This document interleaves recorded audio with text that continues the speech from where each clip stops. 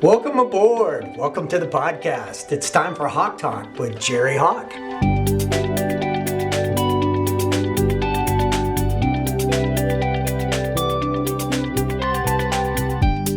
Hey. Glad to be back. Life is good. Just depends on how you want to look at it, right? Well, I choose consciously to stay positive. The glass is half full. It's not half full. Going back to positive intelligence, take that saboteur assessment. There's also a PQ test that goes along with it.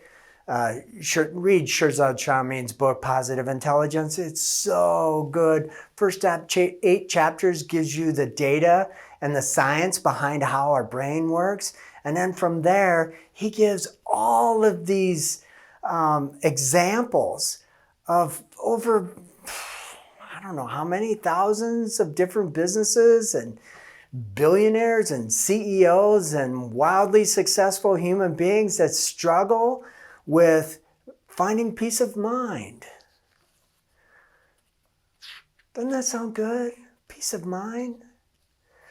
You know, my hyperachiever acts this way. I'll be happy when I knock out the next big sale or get my client to this level. I'll be happy then. It's a lie. I'll be happy now. I choose that. And that's the positive quotient, the PQ part. He does a wonderful little exercise I want you to do. You know how oxygen releases the cortisol in our bloodstream, and which in turn relieves the anxiety, which is all generated from our left hemisphere, where our saboteurs live, where the judge lives. And what our game is to get to the right hemisphere. We're gonna have peace of mind, gratitude. All these problems is an opportunity.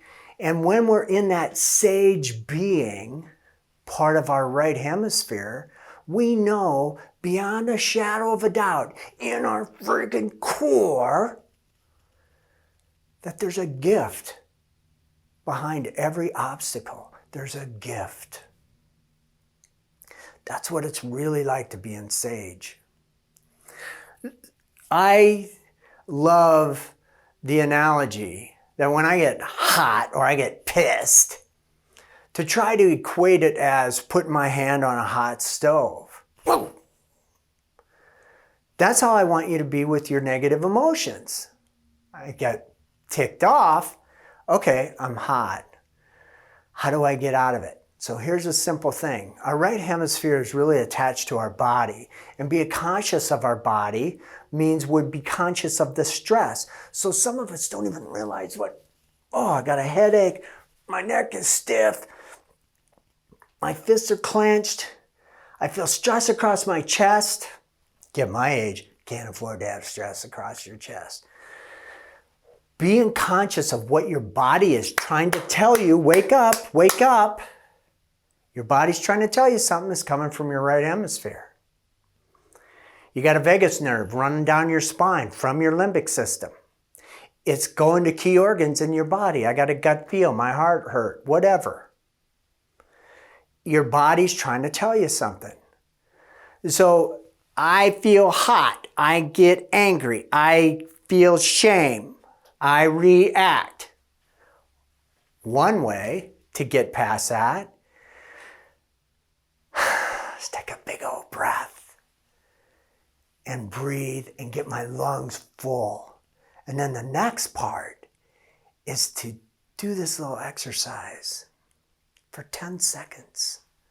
Rub your thumb and your index finger or this finger together to the degree where you can feel your fingerprint ridges.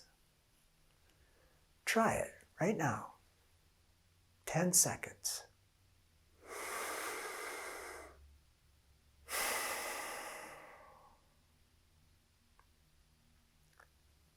You just accessed your right hemisphere.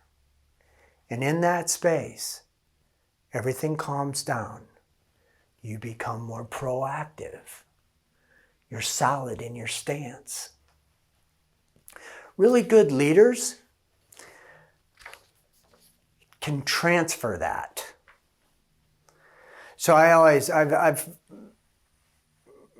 hired a couple hundred people as sellers. I've forgotten more about selling than a lot of people know. It's because I'm old. What my definition of selling is the transference of confidence. And I believe that we have, and there's science behind this, mirroring neurons in our brain that resonate with another human being. So when you're feeling what I'm saying, it resonates in your body. And that confidence of what I'm saying transfers into you. Really good leaders do that. One of the ways that they do that is they show a vision, or they tell the vision, or they let the people that they're trying to lead know, this is where we're going. This is the hill that we're going to take. And then when we take that hill, this is what we're going to reap. This is what we're going to get. This is how it's going to feel. So I thought of this, and I've got paper here in front of me because I want to write some stuff down. But training programs, business require leaders that move us. Remember the game, Follow the Leader? You had to do whatever the leader did, and you didn't. You were out of the game. It's too bad that's not true in today's world. So I've got an example. And write these down for yourself. And maybe you'll come up with your own ideas here. Some of the leaders that I've met are kind. The flip side of that is they can be coercive. And I'm not spelling that right. Coercive. Inclusive, meaning showing you the vision. Exclusive.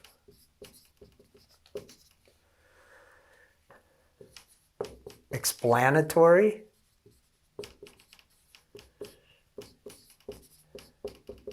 Deliberate.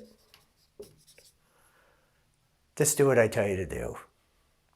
It's my way or the highway. Don't ask questions. Team builder. And I love this word.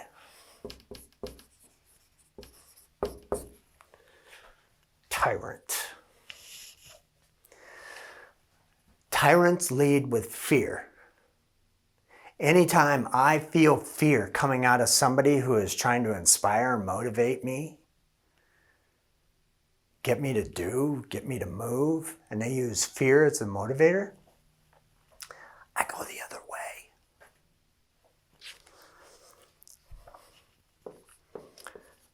Visionary.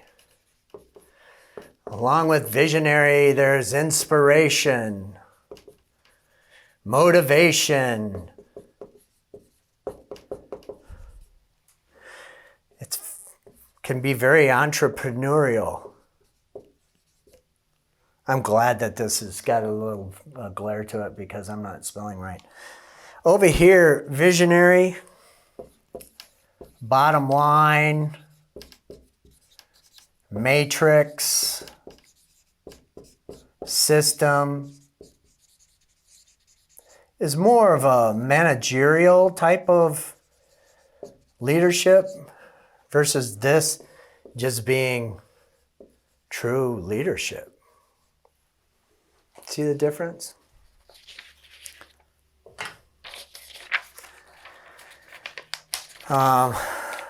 This stuff is generous.